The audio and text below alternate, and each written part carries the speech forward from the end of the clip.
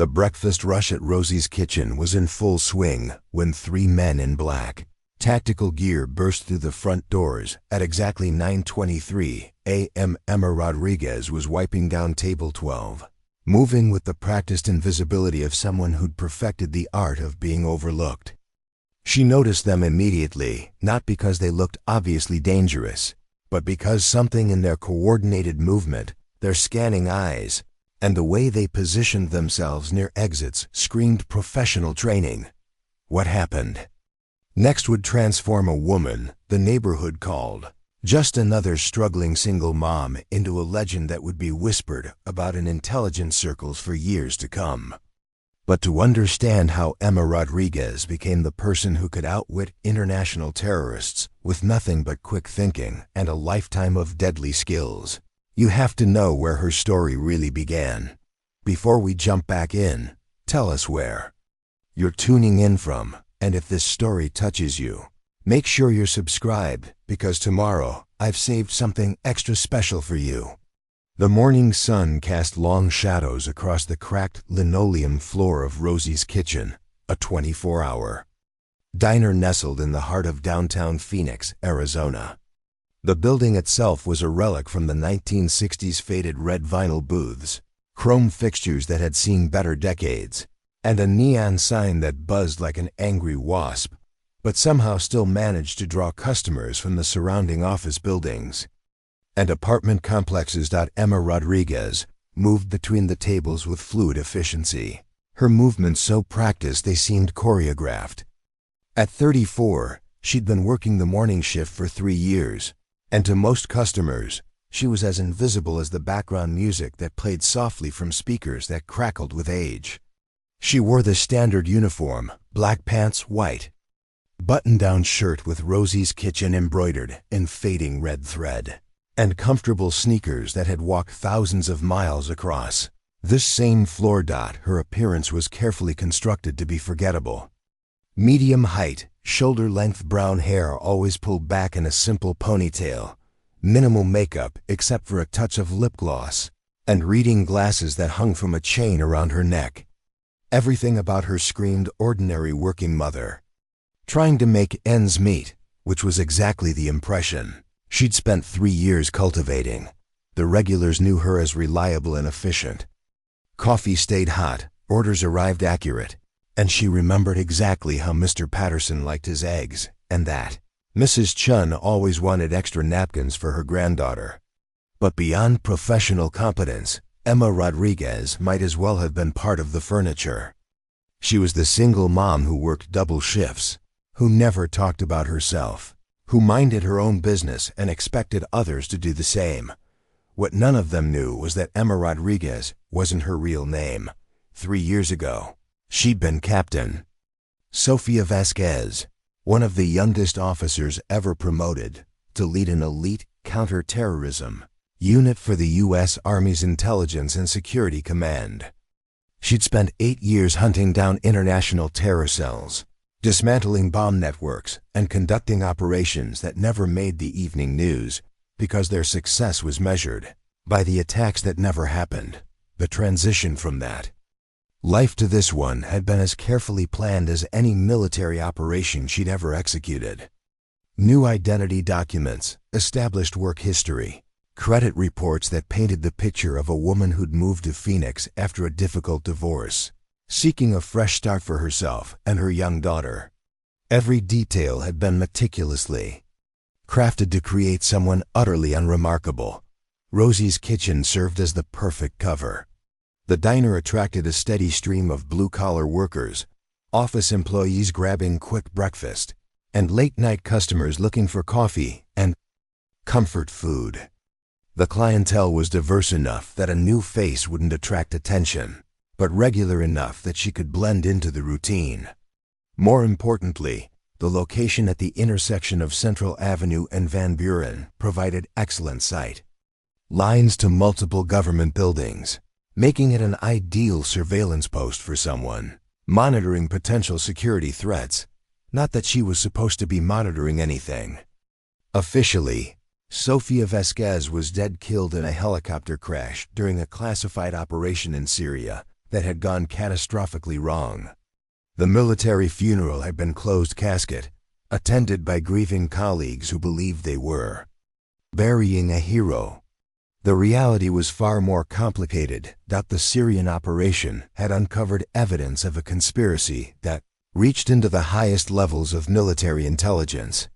Sophia had discovered that someone within her own command structure was selling operational details to terrorist organizations, resulting in the deaths of American operatives and the failure of critical missions. When she'd tried to report her findings through proper channels, she'd been told the investigation was being handled at a classified level that didn't concern her. But Sofia Vasquez had never been good at following orders that contradicted her moral compass. She'd continued investigating, gathering evidence, building a case that would expose the corruption that was costing American lives. That's when the attempts on her life had begun. Accidents that were too convenient, equipment failures that happened at precisely the wrong moments, missions that went wrong in ways that suggested inside information. The helicopter crash that officially killed her had been very real. The difference was that Sophia had seen it coming and arranged to be somewhere else when it happened. Faking her own death had been the only way to stay alive long enough to finish what she'd started. For 3 years, she'd been Emma Rodriguez, gathering intelligence on terror networks while living under deep cover in plain sight. Her daughter, the one detail of her cover story that was absolutely true, lived with Sophia's sister in Colorado, believing her mother was dead. It was the most painful sacrifice Sophia had ever made, but it was also what kept her daughter safe from the people who would use any leverage to silence her. The irony wasn't lost on her. She'd once been entrusted with national security operations, and now she was trusted to remember whether someone wanted cream in their coffee. But there was a strange peace in the simplicity, a rhythm to the work that allowed her mind to process the complex intelligence networks she was mapping in her spare time. Emma had chosen Phoenix specifically because it was a hub for both legitimate international business and the kind of shadowy financial networks that funded terrorist operations. The city's proximity to the Mexican border, its major airport, and its numerous defense contractors made it an ideal location for money laundering and operational planning. Several terror cells had been traced to the southwest, but official investigations had stalled due to jurisdictional complications and political sensitivities. Working at Rosie's Kitchen gave her access to a cross-section of the city's population.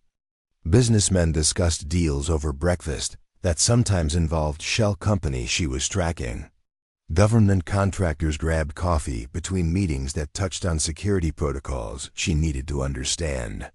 Even casual conversations about travel plans or family members overseas sometimes provided pieces of the puzzle she was assembling. Her apartment, above Ching's electronics store, just 6 blocks from the diner, served as her operational headquarters.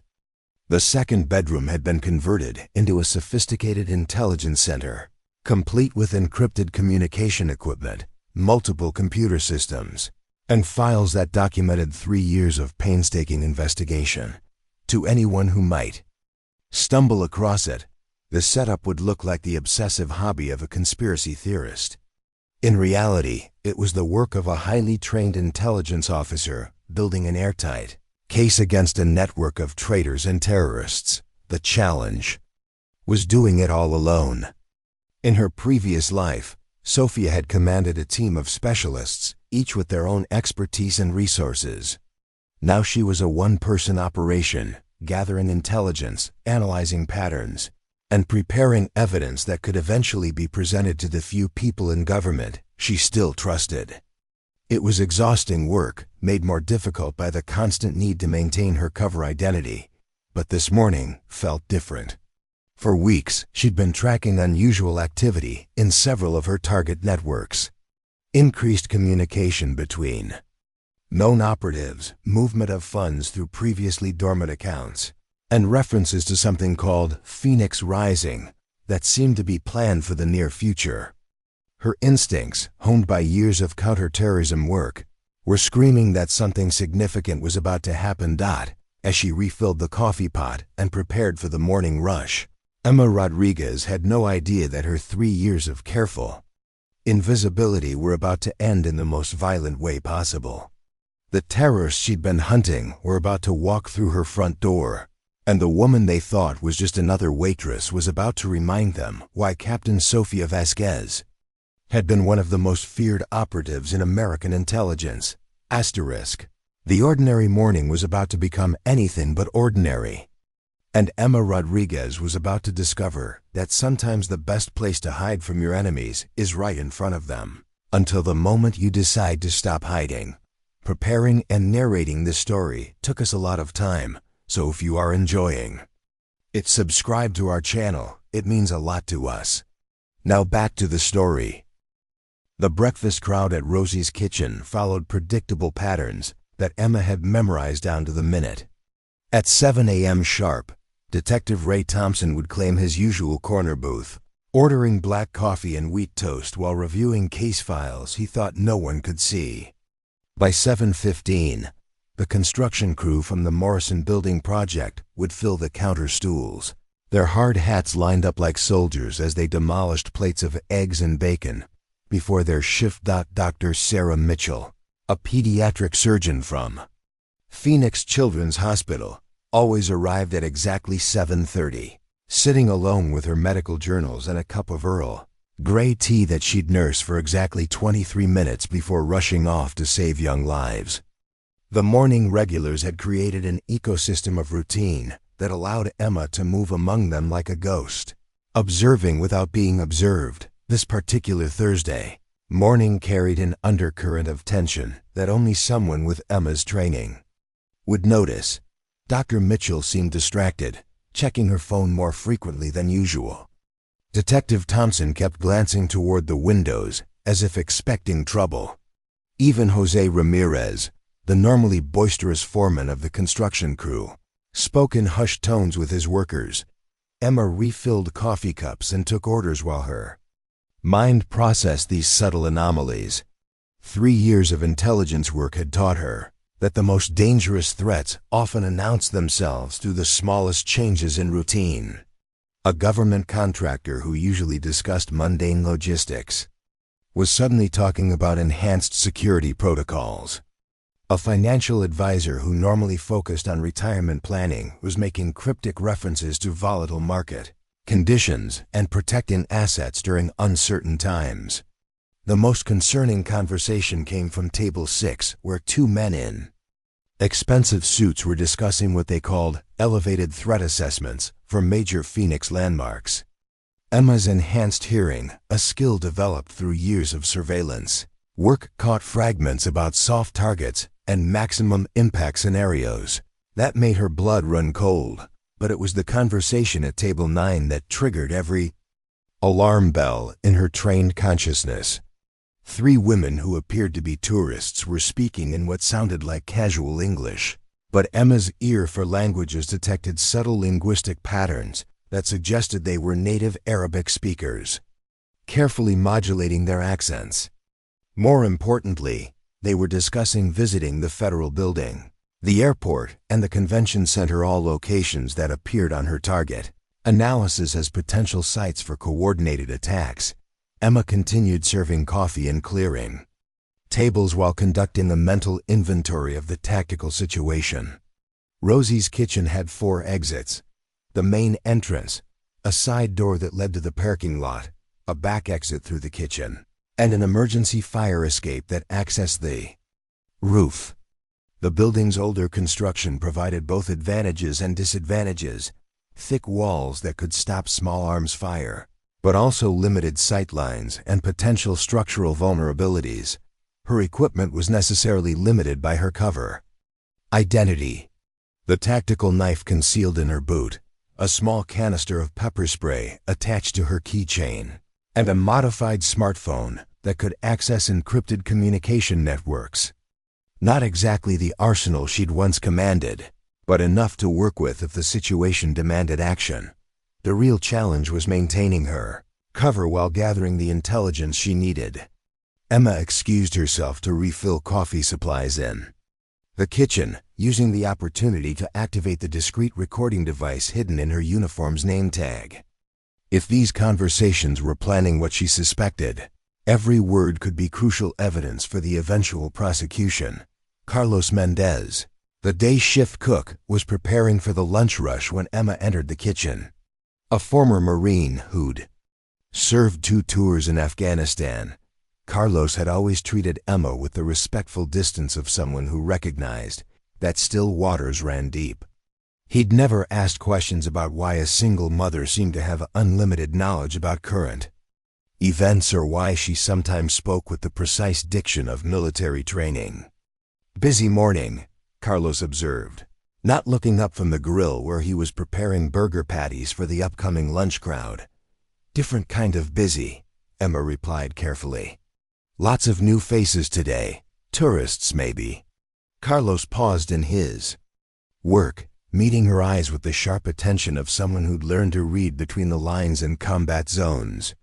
Tourists don't usually discuss building schematics over breakfast. So he'd been listening too. Emma felt a moment of relief at the possibility of having backup, even if Carlos didn't know her real identity. Former military personnel developed instincts for trouble that never fully disappeared, and Carlos had clearly noticed the same anomalies that were setting off her internal warning systems. "Keep your ears open," Emma said quietly, "and stay close to the kitchen exits." She returned to the dining room with fresh coffee, continuing her rounds while mentally cataloging every detail about the suspicious customers.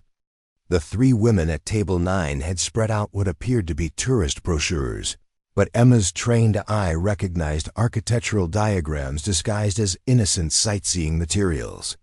The men at table 6 were using coded language that referenced military-style operational planning.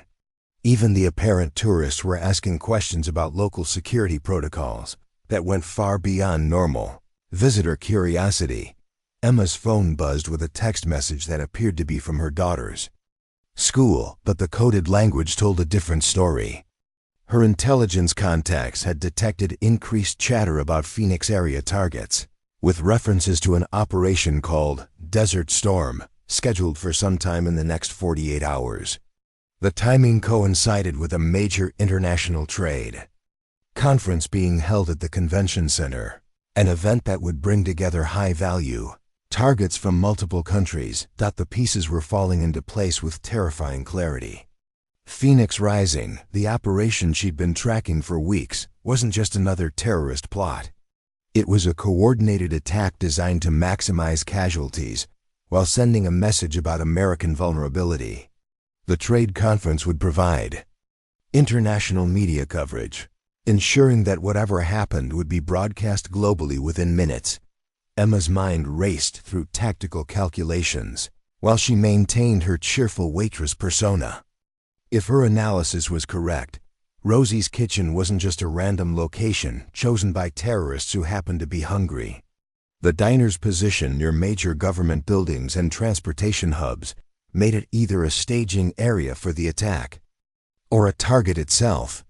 Either way, everyone in the building was in immediate danger. The challenge was how to respond without blowing 3 years of deep cover and potentially alerting the terrorists to abort their mission. If they scattered now, tracking them down again would be nearly impossible. But if she waited too long to act, innocent people would die, possibly starting with everyone currently enjoying breakfast at Rosie's kitchen. Emma made her decision with the cold calculation that had once made her one of the military's most effective field operatives.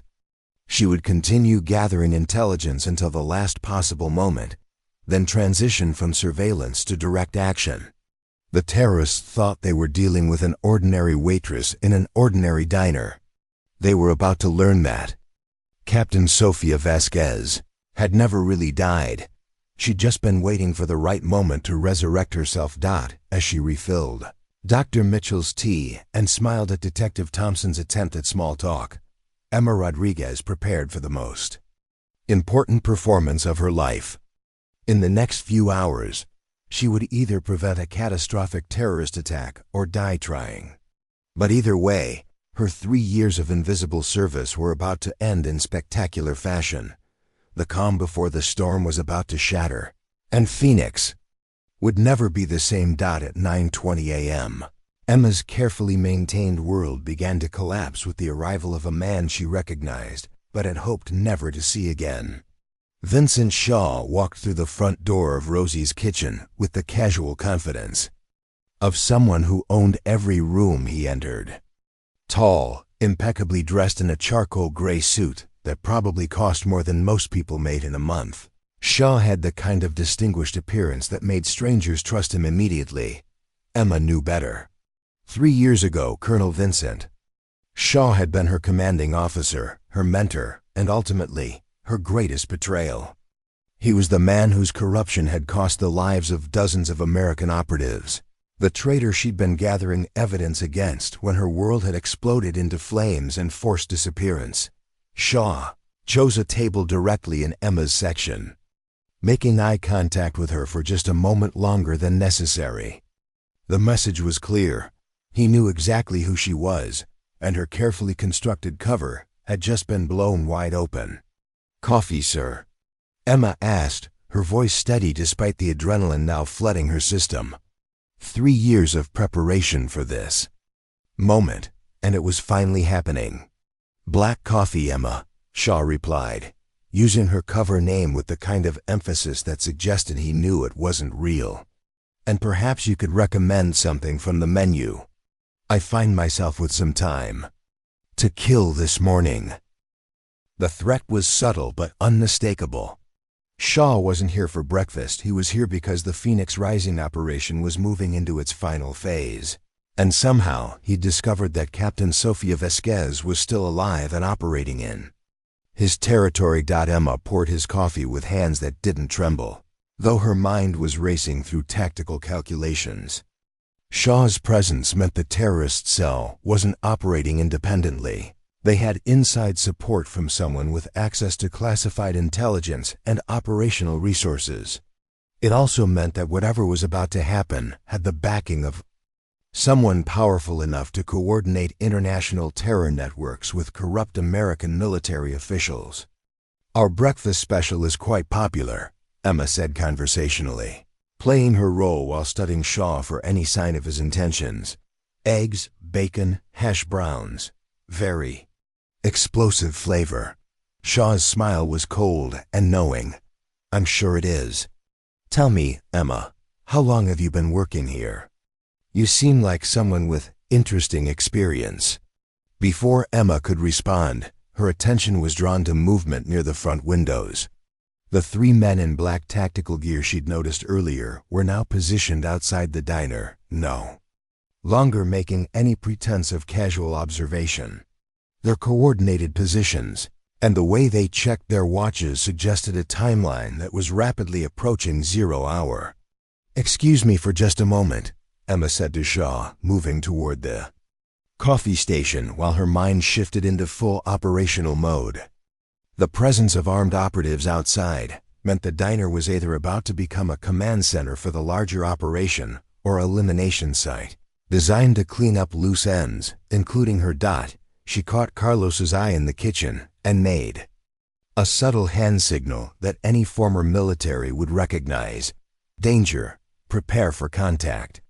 Carlos immediately began moving closer to the kitchen's back exit while maintaining his normal routine. Understanding that something was seriously wrong without needing explanation, Detective Thompson was still reviewing his case files, oblivious to the developing situation. Dr. Mitchell had her medical bag beside her booth, which could prove useful if things went violent. The construction crew was finishing their breakfast, their tool belts potentially providing improvised weapons if necessary. Emma began mentally categorizing every person in the diner as either an asset, a liability, or a threat. Shaw's phone buzzed, and he answered it with a curt yes. Emma's enhanced hearing caught fragments of the conversation. Teams in position. Target confirmed. Proceed as planned. When he hung up, His expression had hardened into something far more dangerous than his earlier casual menace. "Emma," Shaw called softly, his voice carrying enough authority to freeze her in place. "I think it's time we discussed your future. Employment opportunities." She turned back to face him, coffee pot still in her hand, every muscle tensed for action. "I'm quite happy with my current position, thank you." "I don't think you understand," Shaw continued, his smile never wavering. "You see, we've been having some security concerns lately. Information leaks, unauthorized surveillance, that sort of thing. It seems someone has been gathering intelligence on operations that are far above their clearance level." The accusation hung in the air like poison gas. Shaw was confirming what Emma had suspected. He knew she'd been building a case against him, and today's operation was designed to eliminate that threat permanently. "I'm just a waitress," Emma replied, maintaining her cover even though they both knew it was blown. "I don't know anything about security concerns or intelligence operations." Shaw laughed, a sound devoid of any warmth. "Captain Sofia Vasquez was always stubborn. I suppose 3 years of playing house didn't change that aspect of your personality." The use of her real name sent shockwaves through the diner's morning routine. Detective Thompson looked up from his files with the sharp attention of someone who'd just heard something significant. Dr. Mitchell's hand moved instinctively toward her medical bag, recognizing the tone of imminent violence. Even the construction crew seemed to sense that the atmosphere had shifted into something dangerous. "I think you have me confused with someone else," Emma said, but she was already calculating distances and angles. Shaw was 12 feet away, positioned between her and the main exit. The men outside would move the moment shooting started inside. Her best chance was to create chaos and use the confusion to neutralize Shaw before his backup could coordinate their response. "No confusion at all," Shaw replied, his hand moving inside his jacket to reveal the grip of a concealed pistol. "You see, Sophia, your problem was always the same. You believed in justice and accountability, and all those naive concepts they teach at the academy. You never understood that real power requires pragmatic flexibility." Emma's training kicked in as she recognized the moment when talking ended and action began. Shaw was reaching for his weapon, which meant he intended to kill her regardless of who else might be caught in the crossfire. The armed operatives outside were checking their watches again, suggesting a coordinated assault was seconds away. "You're wrong about one thing, Vincent," Emma said, her voice carrying a new edge that made everyone in the diner suddenly pay attention. "I understood power perfectly. I just chose to use it differently, with fluid motion born from years of combat training." Emma hurled the coffee pot directly at Shaw's head while simultaneously diving behind the counter.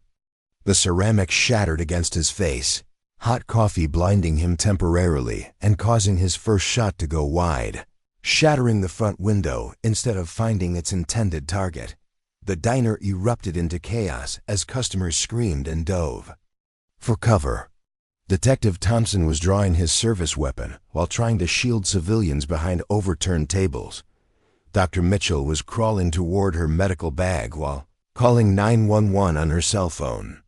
The construction crew was grabbing tools and positioning themselves to defend the other customers. Emma rolled behind the counter and came up with the tactical knife from her boot, its blade gleaming as she prepared to engage the man who'd betrayed everything she'd once believed in. 3 years of hiding were over. Captain Sofia Vasquez was back, and she had a war to finish. The first shots had been fired, but the real battle was just beginning. Glass continued to rain down from the shattered front window as Emma rolled behind the coffee station, her tactical knife ready. Shaw was wiping hot coffee from his eyes, cursing in multiple languages while trying to clear his vision and maintain his grip on his pistol. The element of surprise had bought her precious seconds, but Emma knew the armed operatives outside would be moving to breach the building within moments. "Detective," Thompson had taken cover behind an overturned table with his service weapon drawn, shouting commands that nobody could hear over the screaming customers. "Phoenix PD, everyone get down. Stay down." His police training was solid, but Emma could see he was thinking in terms of a standard shooting situation, rather than a coordinated terrorist assault. Dr. Mitchell had reached her medical bag and was pulling out supplies while staying low behind the lunch counter. Her surgical training meant she was accustomed to working under pressure, but this was a different kind of emergency than anything she'd faced in the hospital. The construction crew had grabbed hammers and wrenches from their tool belts, forming a protective circle around the other customers with the instinctive teamwork of men who'd learned to watch each other's backs on dangerous job sites. Emma's encrypted phone buzzed with an emergency alert that only she could see. "Phoenix Rising active. Multiple targets, federal building breached. Airport secured, convention center under assault." The text confirmed her worst fears. This wasn't just about eliminating her, it was the opening phase of a massive coordinated attack across the entire city. Shaw had cleared enough coffee from his eyes to aim properly, and his second shot splintered the wooden counter inches from Emma's head. "You always were resourceful, Sophia," he called out, his voice carrying the confident tone of someone who held all the advantages. "But you're 3 years out of practice and surrounded by my people. This can end easy or hard, but it's going to end." Emma assessed her tactical situation with the cold precision that had kept her alive through 8 years of military operations.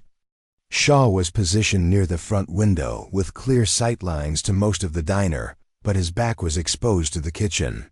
The armed operatives outside were taking too long to breach, which suggested they were either waiting for orders or encountering unexpected resistance from Phoenix PD's rapid response. The kitchen represented her best chance for tactical advantage. Carlos would know the layout better than anyone, and the back exit provided escape routes that Shaw's people might not have covered. But moving from her current position to the kitchen meant crossing 15 feet of open floor space while under direct fire from a trained operative. "Carlos!" Emma shouted toward the kitchen. "How many back there?" "Clear for now," came the reply, followed by the distinctive sound of someone chambering a round in a combat shotgun. Apparently, the former Marine had kept more than just cooking skills from his military service. Emma made her decision with the split-second timing that separated successful operators from casualties. She grabbed a metal coffee carafe and hurled it toward the front windows, creating a distraction while simultaneously vaulting over the counter toward the kitchen. Shaw's third shot went wide as he tracked her movement, giving her the opening she needed to reach cover. But as Emma hit the kitchen floor in a combat roll, she realized Shaw had anticipated her move. The kitchen's back door exploded inward as 2 operatives in full tactical gear breached simultaneously, automatic weapons sweeping the room for targets. Carlos managed to get 1 shot off with his shotgun before diving behind the industrial grill, his blast catching the first operative center mass and dropping him instantly. Emma's knife found the second operative's throat before he could acquire a target, her military training overriding 3 years of civilian reflexes in a burst of lethal efficiency. As the man fell, she stripped his weapon and tactical vest with movements so practiced they seemed choreographed. "Jesus Christ," Carlos breathed, staring at Emma as she transformed from mild-mannered waitress into fully armed military operative in a matter of seconds. "Who the hell are you?" "Someone who should have stayed dead," Emma replied, checking the tactical vest's equipment pouches. Spare magazines, flashbang grenades, encrypted radio, and what appeared to be a small electronic device she didn't recognize. She clipped the radio to her ear and immediately heard coordinated chatter from the assault teams. "Team 2, kitchen secured, moving to dining room," she transmitted in the clipped tone of the fallen operative, hoping to buy time with misdirection. "Negative, Team 2, came Shaw's voice over the radio. "Kitchen is hostile. Sweep and clear." Weapons free.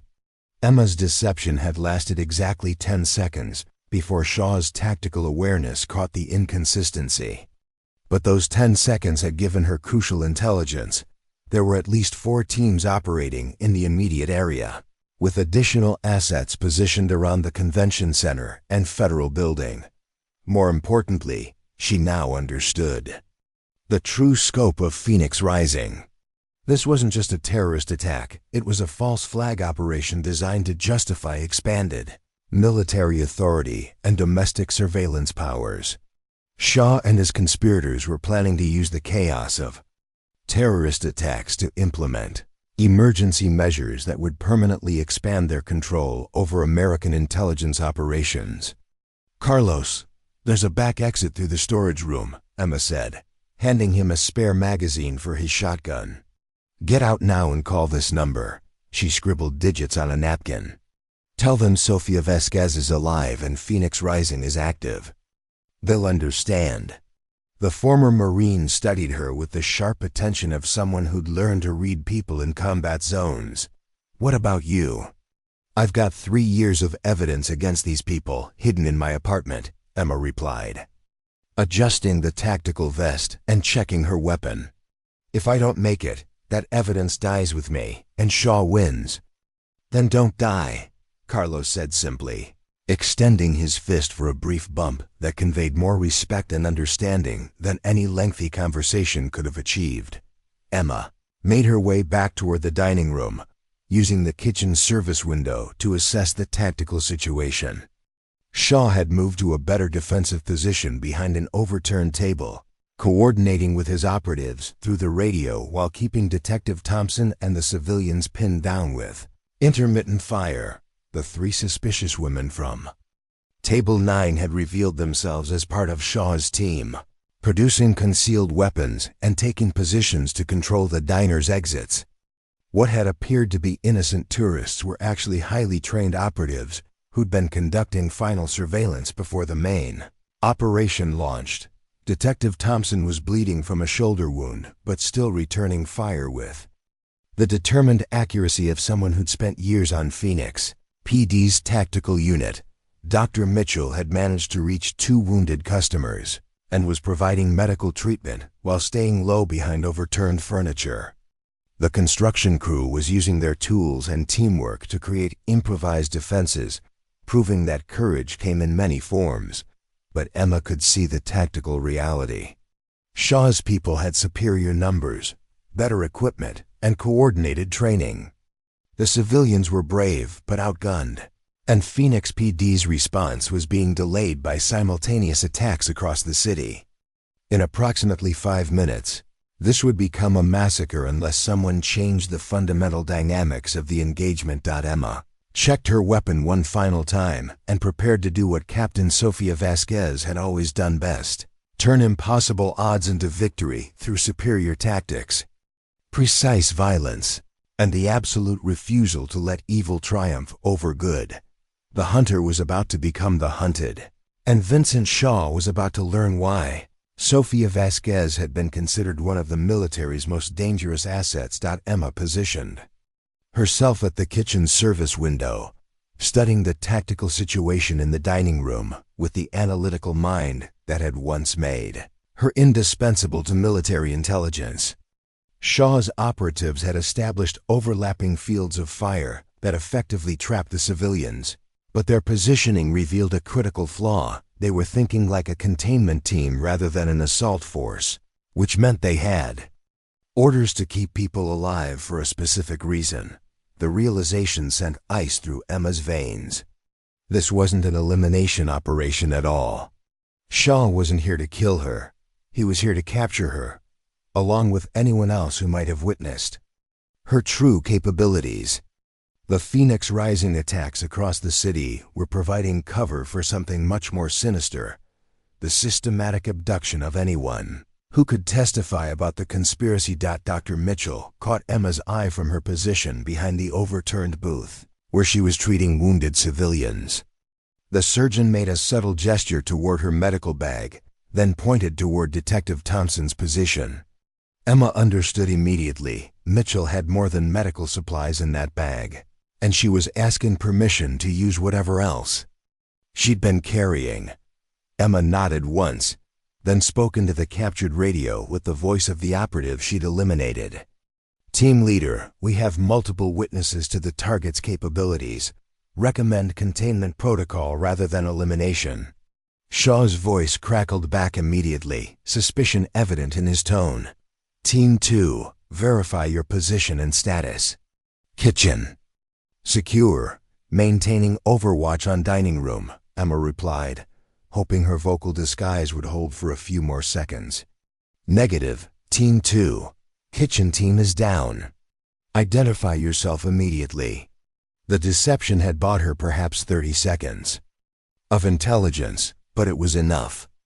Emma now knew that Shaw was operating under orders to take prisoners rather than eliminate witnesses, which explained why his people hadn't simply grenaded the building and walked away. Someone higher up the conspiracy chain needed to interrogate the survivors before deciding their fate. Detective Thompson's police radio suddenly crackled to life, with emergency traffic that painted a devastating picture of the Citywide assault. "All units, code red Citywide. Federal building lobby bombed, multiple casualties. Sky Harbor Airport terminal sealed by armed suspects. Convention center under siege with approximately 200 hostages.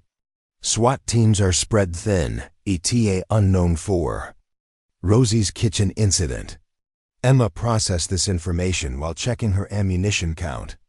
Phoenix Rising wasn't just a terrorist attack. It was a carefully orchestrated operation designed to overwhelm emergency response capabilities while specific targets were eliminated or captured under cover of the chaos. Shaw had been planning this for months, possibly years, using his military connections to coordinate with international terror networks. Dr. Mitchell had reached into her medical bag and withdrawn what appeared to be a standard emergency radio. But Emma's trained eye caught the discreet encryption antenna that marked it as military-grade communication equipment. The pediatric surgeon was either much more than she appeared, or she'd been prepared for exactly this kind of situation. "This is Dr. Sarah Mitchell, emergency authorization code Nightingale 77. Mitchell spoke into the radio with the crisp authority of someone accustomed to command situations. "Requesting immediate tactical support for Code Black situation. At Rosie's Kitchen, downtown Phoenix. Active terror cell, multiple operators, civilians in danger." The response came back in a voice Emma recognized from her intelligence days. "Dr. Mitchell, this is Colonel Patricia Hayes, DIA Operations. We've been monitoring Phoenix Rising developments. What's your assessment?" Emma's blood ran cold. Mitchell wasn't just a pediatric surgeon. She was a Defense Intelligence Agency asset, probably placed in Phoenix to monitor the same networks Emma had been tracking. The realization meant either incredible coincidence or careful coordination by people who'd known about Emma's undercover operation all along. Shaw must have been monitoring emergency frequencies because his voice suddenly boomed across the diner. With new urgency, "Sophia, I know you're listening. Dr. Mitchell's radio just confirmed what I suspected. You weren't operating alone. Your handlers have been watching this whole time, which means they're willing to let innocent people die to protect their operation." Emma felt the crushing weight of potential betrayal settling over her shoulders like a familiar coat. 3 years ago, she'd trusted military intelligence and been betrayed by Shaw's conspiracy. Now faced with evidence that other agencies had been monitoring her undercover work, she had to consider the possibility that her isolation hadn't been as complete as she'd believed. But Detective Thompson's voice cut through her doubts with the moral clarity that had probably made him an effective police officer. "I don't care who's watching or what kind of spy games you people are playing," he called out, his service weapon trained on one of Shaw's operatives.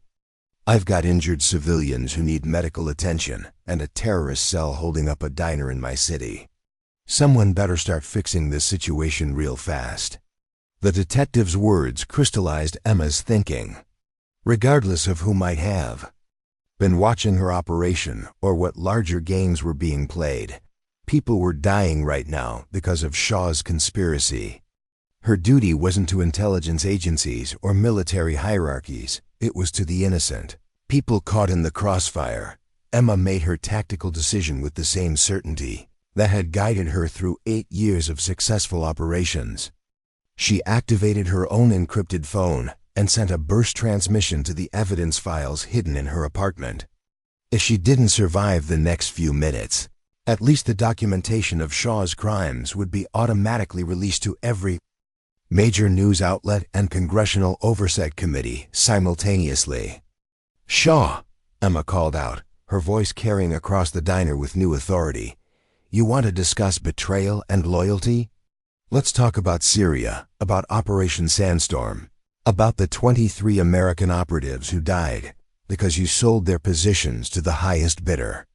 The silence that followed was deafening. Shaw's operatives paused in their movements, clearly hearing details about classified operations they hadn't expected to become public knowledge. Dr. Mitchell looked up from her radio with sharp attention, recognizing references to intelligence disasters that had been buried under layers of official denial. "You don't know what you're talking about," Shaw replied, but his voice lacked its earlier confidence. "Syria was a tactical failure, nothing more." "Syria was murder for profit," Emma shot back, moving closer to the service window. "You sold operational details to Syrian intelligence in exchange for offshore banking accounts. When I discovered the financial transfers, you tried to have me killed in that helicopter crash. The only reason I survived was because I'd already figured out you were dirty." Detective Thompson was staring at Shaw with the expression of someone putting together pieces of a puzzle he hadn't realized he was solving. "Vincent Shaw. Colonel Vincent Shaw. You were mentioned in those Defense Department corruption hearings last year. The ones that got buried in classified procedures." Shaw's careful operational security was unraveling as his crimes became public knowledge in front of multiple witnesses. Emma could see him calculating whether to continue the capture operation or shift to elimination mode to prevent testimony that could destroy his entire network. The moment of decision was approaching rapidly, and Emma prepared to do what she'd been trained for: turn impossible odds into victory through superior intelligence, precise tactics, and the absolute determination to ensure that justice prevailed over corruption. Dr. Mitchell's radio crackled. "With new intelligence, all stations Phoenix Rising appears to be cover for a targeted extraction operation. Primary objective is capture of high-value intelligence assets. Secondary objective is elimination of witnesses to classified violations." Emma's 3 years of patient intelligence gathering were about to be tested in the most violent way possible, and the next few minutes would determine whether Shaw's conspiracy succeeded or whether the truth would finally see daylight. The tension in Rosie's kitchen reached a breaking point as Shaw's radio erupted with panicked communications from his teams across Phoenix. "Team Alpha, Convention Center operation compromised. FBI tactical units inbound. Team Bravo, Federal building extraction failed, multiple assets down. Team Charlie, airport lockdown broken, suspects in custody." Emma watched Shaw's expression transform from confident control to desperate calculation as his carefully orchestrated citywide operation collapsed in real time. Phoenix Rising wasn't just failing, it was being systematically dismantled by coordinated federal response that suggested someone had been anticipating this attack for months. Dr. Mitchell's encrypted radio provided the missing piece of the puzzle. "All DIA assets, Operation Mirror Shield is active. 3 years of embedded surveillance have identified and tracked Phoenix Rising conspiracy. Federal response teams are executing planned countermeasures based on intelligence provided by Asset Nightingale." The realization hit Emma like a physical blow. Asset Nightingale. Dr. Mitchell had been watching her for 3 years, not as an accidental witness, but as part of a larger intelligence operation. The DIA had known about Shaw's conspiracy all along and had been using Emma's undercover work to map the entire network before moving to destroy it. You feel betrayed, don't you, Sophia? Shaw called out, having clearly reached the same conclusion. 3 years thinking you were operating independently, building a case against me, when actually you were being used as bait to draw out my entire organization. Emma's mind raced through the implications while maintaining her tactical position. If the DIA had been monitoring her operation, they'd also been allowing Shaw's network to operate freely while gathering intelligence. That meant every terrorist attack, every murdered operative, every act of treason had been permitted to continue in service of the larger investigation. Detective Thompson's voice cut through the psychological warfare with practical urgency. I don't care who's been playing games with who. We've got wounded civilians in here and armed terrorists holding positions. Someone needs to end this standoff before more people get hurt. The construction crew leader, Jose Ramirez, had been listening to the radio chatter while tending to an injured coworker. Detective, my cousin works airport security. He just texted that federal agents arrested 12 people in coordinated raids, all with connections to some military contractor scandal. This thing is bigger than just our diner. Emma absorbed this information while studying Shaw's body language. His tactical confidence was cracking as reports continued streaming in about his network's destruction. The 3 operatives positioned around the dining room were showing signs of panic, checking their phones and whispering urgently about escape routes. But Shaw himself was transforming into something more dangerous than a confident criminal, a cornered animal with nothing left to lose.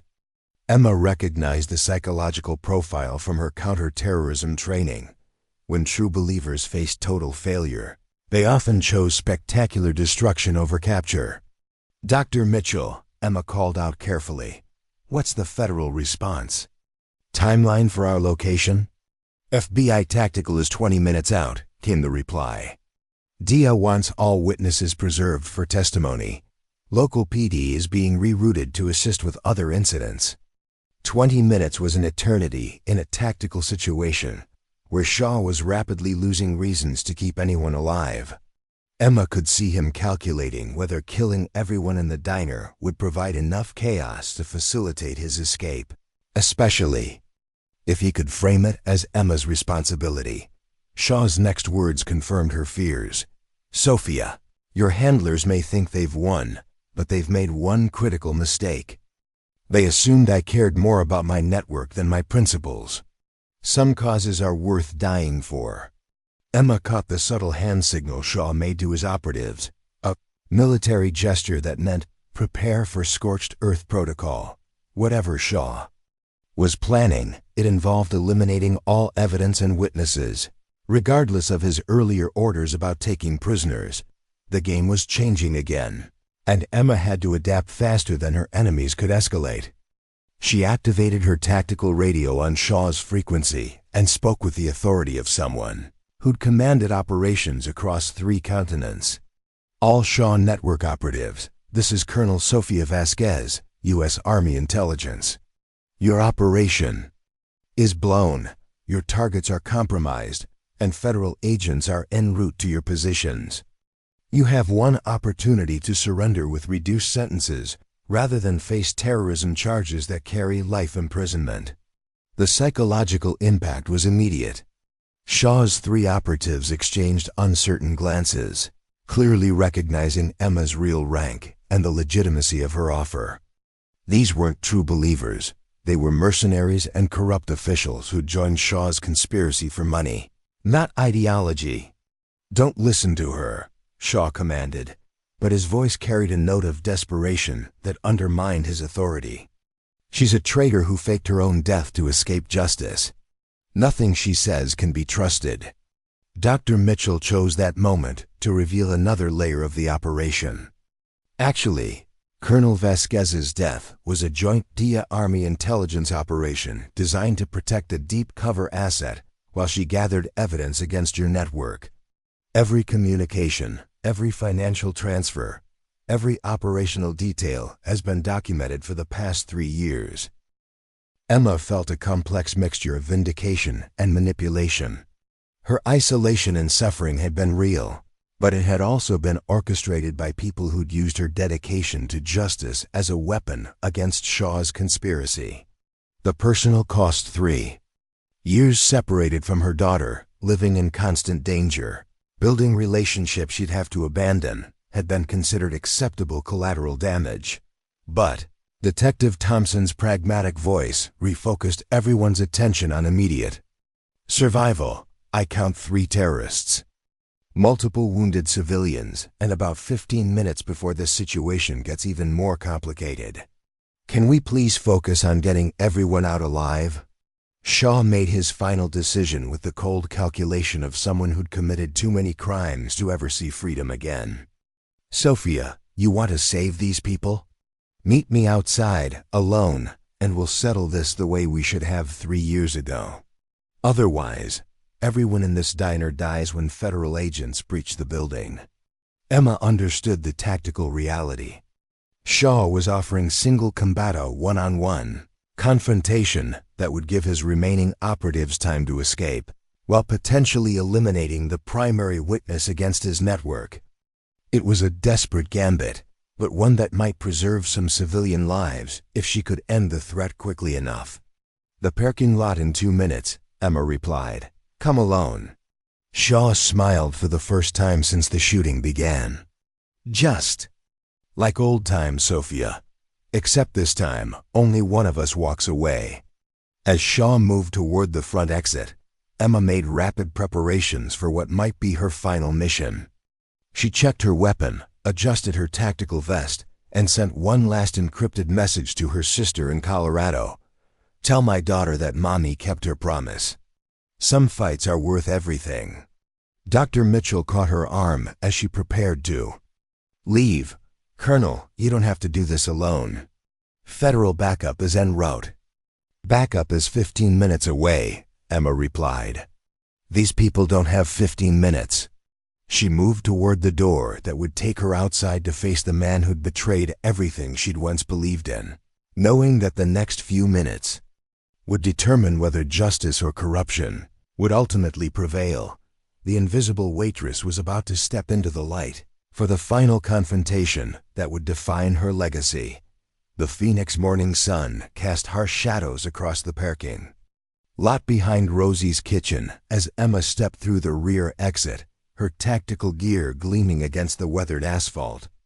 The contrast between the peaceful suburban setting and the deadly confrontation about to unfold felt surreal. Children's playground equipment visible in the distance while 2 former allies prepared to settle 3 years of betrayal with violence. Shaw was already waiting near the center of the lot, his expensive suit torn and coffee-stained from their earlier encounter, but his bearing still carried the rigid discipline of someone who'd spent decades in military command. He'd discarded his pistol in favor of a combat knife, the blade catching sunlight as he tested its balance with the practiced movements of someone who'd killed with edged weapons before. I wondered if you'd actually come, Shaw said, his voice carrying across the empty space with the conversational tone of colleagues discussing routine business. The Sofia Vasquez I knew 3 years ago might have tried to negotiate, find some way to save everyone without getting her hands dirty. Emma circled slowly, maintaining distance while studying Shaw's stance and movement patterns. 3 years of pretending to be a civilian had dulled some of her combat reflexes, but muscle memory was returning as adrenaline flooded her system. The Sofia Vasquez you knew 3 years ago trusted you. She believed in chain of command and proper procedures. That woman died in Syria along with the 23 operatives you sold out. I saved American lives. Shaw's composure cracked for the first time, revealing the self-justification that had allowed him to rationalize years of treason. Every piece of intelligence I provided to Syrian contacts prevented larger terrorist attacks on American soil. You were too naive to understand that sometimes protecting America requires making deals with people who aren't on our approved allies list. Emma had heard similar justifications from dozens of criminals over the years, Corrupt officials who convinced themselves that their crimes served higher purposes. You took money, Vincent. Millions of dollars in offshore accounts in exchange for operational intelligence that got people killed. Don't dress it up as patriotism. Shaw's knife work was fluid and professional as he closed the distance between them, forcing Emma to draw her own tactical blade. The familiar weight of the weapon in her hand triggered memories of combat training that had begun 15 years ago at Fort Bragg, progressed through advanced courses at Quantico, and culminated in operational deployments where such skills meant the difference between mission success and body bags. The money was incidental, Shaw continued, his movements becoming more aggressive as they engaged in the deadly dance of knife combat. The intelligence I provided prevented 3 major terrorist attacks on American cities. The operatives who died were acceptable losses compared to the thousands of civilians I saved. Emma parried his first serious attack, feeling the shock of blade against blade travel through her arm as they locked weapons for a moment of mutual assessment. Shaw was still fast, still technically proficient, but 3 years of desk work had cost him some of the edge that came from regular combat training. Acceptable losses? Emma broke the lock and counterattacked with a combination that forced Shaw to give ground. Rachel Williams was 26 years old. She was engaged to a teacher from Ohio and planning to open a veterinary clinic when she finished her service. Tell me how her death was acceptable.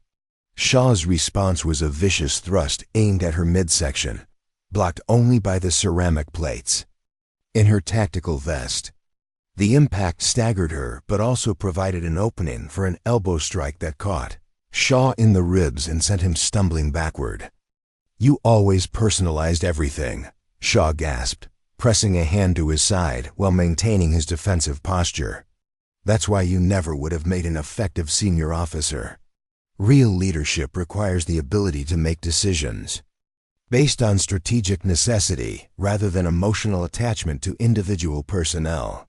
Emma's radio crackled with updates from inside the diner. Colonel, Shaw's remaining operatives are showing signs of preparation for extraction. They're destroying electronic equipment and preparing to breach the rear exit. Dr. Mitchell's voice carried new urgency that suggested the tactical situation was deteriorating rapidly. Your people are abandoning you, Vincent, Emma said, using the distraction to press her attack with a series of cuts that forced Shaw to focus entirely on defense. They know this operation is blown, and they're not willing to die for your vision of patriotic corruption. Shaw's response was to pull a concealed pistol from his ankle holster, abandoning knife combat in favor of firearms with the pragmatic flexibility of someone who cared more about winning than fighting fair. Then I guess it's time to simplify the equation. Emma dove behind a parked car as Shaw's first shot sparked off the asphalt where she'd been standing. The tactical situation had shifted dramatically. Shaw's position near the center of the parking lot gave him clear sight lines to most available cover, while Emma was pinned behind vehicles that wouldn't stop rifle rounds if Shaw had more substantial weapons.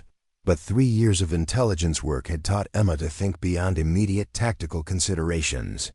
Shaw's willingness to use firearms in a populated area suggested desperation that could be exploited psychologically, and his position in the open parking lot made him visible to anyone monitoring the situation from surrounding buildings. Vincent, Emma called out from behind the car. Federal agents are recording everything through satellite surveillance. Every shot you fire, every word you speak, is being documented for your eventual trial. You're not escaping this. You're just determining whether you die as a traitor or a murderer. Shaw's second shot shattered the car's rear window, spraying safety glass across the asphalt in a glittering cascade that caught the morning sunlight. Recording doesn't matter if there are no witnesses to testify, he replied, his voice carrying the cold determination of someone who'd moved beyond rational calculation into pure survival mode. Emma's tactical RDIO provided crucial intelligence. Colonel Phoenix PD tactical units are positioning around the perimeter. Federal agents are 3 minutes out. Recommend maintaining defensive posture until support arrives. But Emma knew that 3 minutes was an eternity when Shaw was armed and desperate.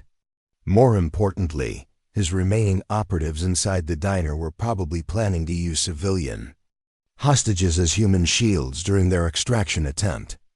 Every second Shaw remained active was another second that innocent people faced mortal danger.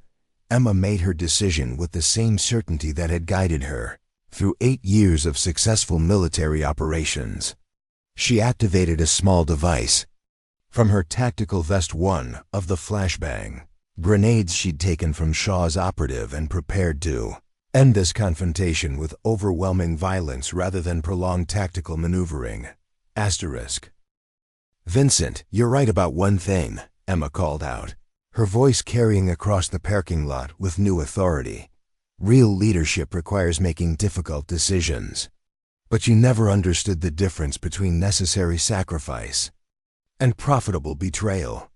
She pulled the grenade's pin and hurled it toward Shaw's position while simultaneously sprinting from cover, using the flash and concussion to mask her approach for the final assault that would determine whether justice or corruption emerged victorious from 3 years of shadow warfare. The explosion echoed across Phoenix like thunder, marking the climactic moment when Emma Rodriguez would finally shed her waitress disguise and reclaim her identity as one of America's most lethal defenders. The flashbang grenade detonated with devastating effect, its concussion wave shattering every remaining window in the parking lot, while the blinding light turned the morning sun pale by comparison. Emma sprinted through the chaos with the fluid precision of someone who'd trained for exactly this scenario, her tactical knife ready as she closed the distance to Shaw's disoriented position. Shaw was on his knees, temporarily blinded and deafened by the explosion. His pistol dropped somewhere in the debris field of broken glass and scattered gravel. Emma reached him in seconds, her blade at his throat while her free hand stripped away his remaining weapons with practiced efficiency. "It's over, Vincent," Emma said, her voice cutting through the ringing silence that followed the explosion. "Your network is destroyed, your operatives are in federal custody, and Phoenix Rising is finished." Shaw's vision was clearing slowly, revealing the woman he'd once commanded now standing over him with absolute tactical superiority. Blood trickled from his ears where the concussion had ruptured his eardrums, but his expression showed something more devastating than physical injury, the complete collapse of everything he'd built over 3 years of careful planning. "You think this ends anything?" Shaw gasped, struggling to focus on Emma's face through the after-effects of the flashbang. "There are others, Sophia, people in positions you can't imagine, with resources that make my operation look like amateur hour. Killing me just makes you their next target." Emma kept her blade steady while activating her radio with her free hand. "Dr. Mitchell, Shaw is secure. Status on remaining operatives?" "Federal agents breached the dining room 30 seconds ago," came the immediate reply. "All 3 operatives surrendered without resistance when they realized their extraction routes were compromised. Civilians are secure, wounded are receiving medical attention." The relief Emma felt was profound but tempered by Shaw's warning about larger conspiracies. 3 years of intelligence work had taught her that corruption rarely existed in isolation. Shaw's network was likely just one tentacle of a much larger organism that would continue operating even with his capture. Phoenix Police tactical units were flooding into the parking lot, their weapons trained on both Emma and Shaw until federal agents arrived to sort out the complex jurisdictional issues. Emma slowly raised her hands while keeping Shaw pinned, understanding that her cover identity was completely blown and her future would now depend on how effectively she could navigate the political aftermath of her revelations. Special Agent Rebecca Torres of the FBI approached with the cautious respect of someone who'd been briefed on Emma's real identity and capabilities.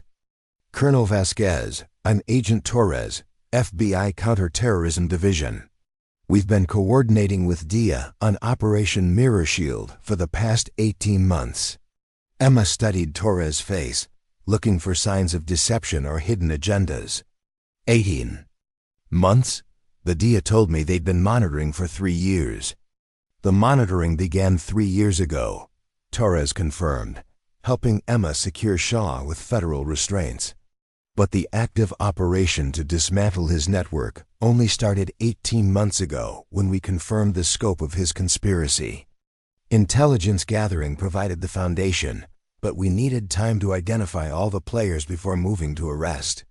Shaw laughed bitterly despite his restraints. You still don't understand what you're dealing with. My network generated over $40 million in illegal arms sales, facilitated 6 major terrorist attacks on foreign soil, and compromised 17 ongoing intelligence operations. The people who benefited from that activity aren't going to simply disappear because you arrested the operational commander. Agent Torres exchanged glances with Emma, both recognizing the validity of Shaw's warning. Criminal conspiracies of this magnitude typically involved multiple layers of protection, backup plans, and contingency operations designed to survive. The loss of key personnel. Dr. Mitchell emerged from the diner with Detective Thompson, both looking exhausted but relieved as federal medics tended to the wounded civilians. The pediatric surgeon approached Emma with an expression that mixed professional respect with personal concern. "Colonel, there's something you need to know about your daughter," Dr. Mitchell said quietly. "She's not in Colorado with your sister. For the past 6 months, she's been in protective custody at a Dia safe house in Virginia.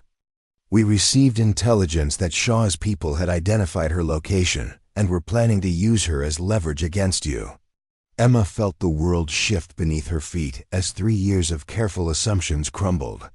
Her sister's regular phone calls, the school reports, even the photographs that had sustained her through the darkest moments of her undercover operation. All of it had been managed by intelligence handlers who'd been manipulating her emotional state while using her as an asset. "Where is she now?"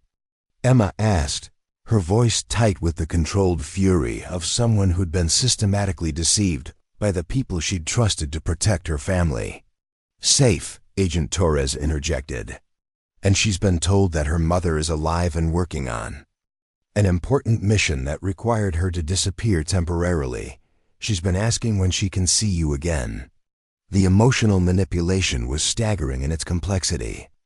Emma realized that every personal sacrifice she'd made, every moment of isolation and grief, had been carefully orchestrated to maintain her operational effectiveness while preventing her from making decisions based on family concerns rather than mission requirements. But Detective Thompson's pragmatic voice cut through the swirling revelations with essential clarity.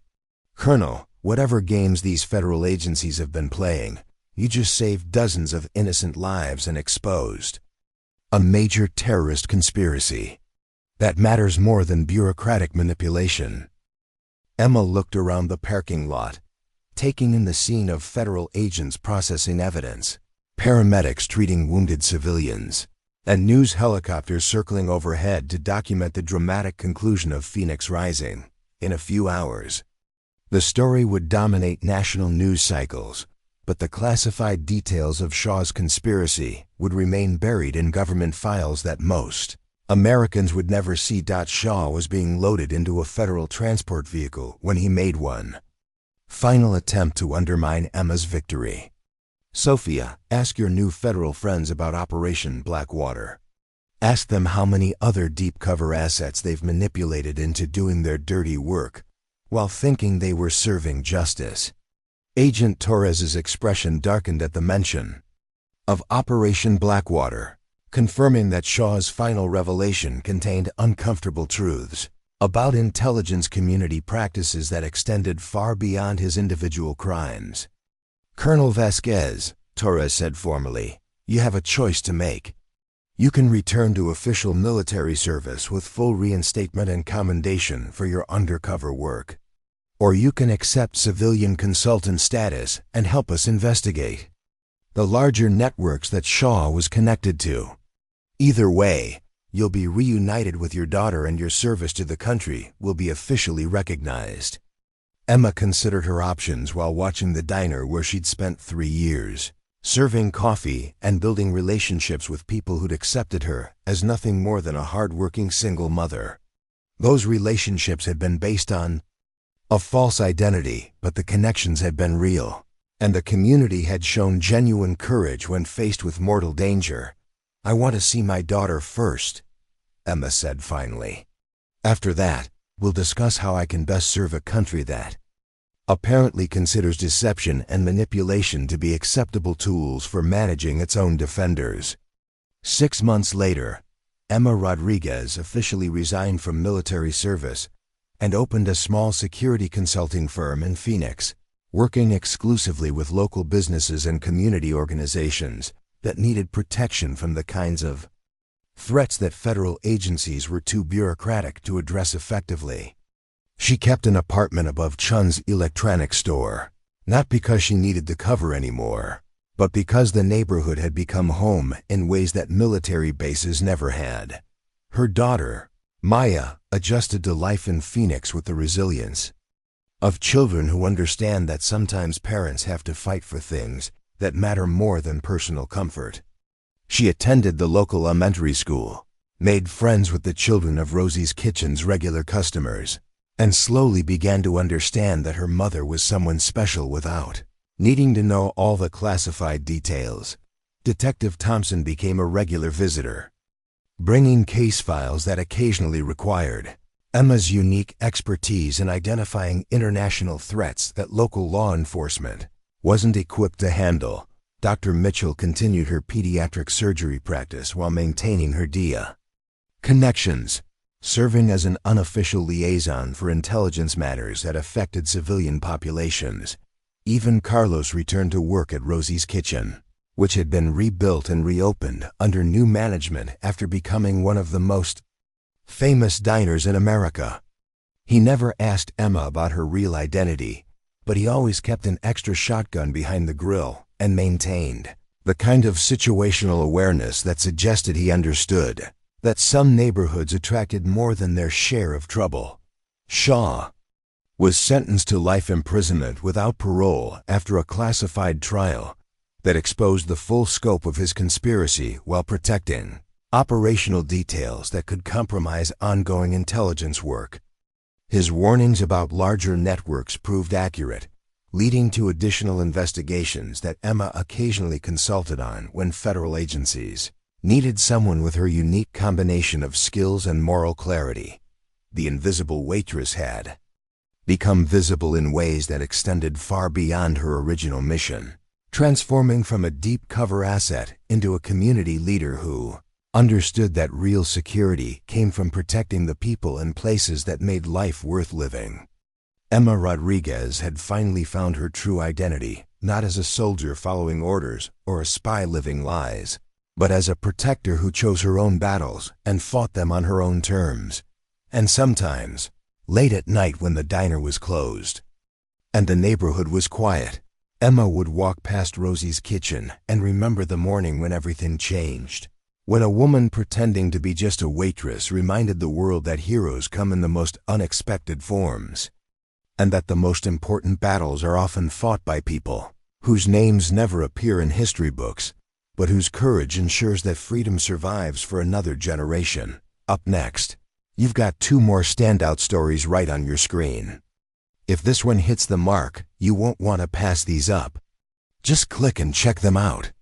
And don't forget to like, subscribe, and turn on the notification bell so you don't miss any upload from us.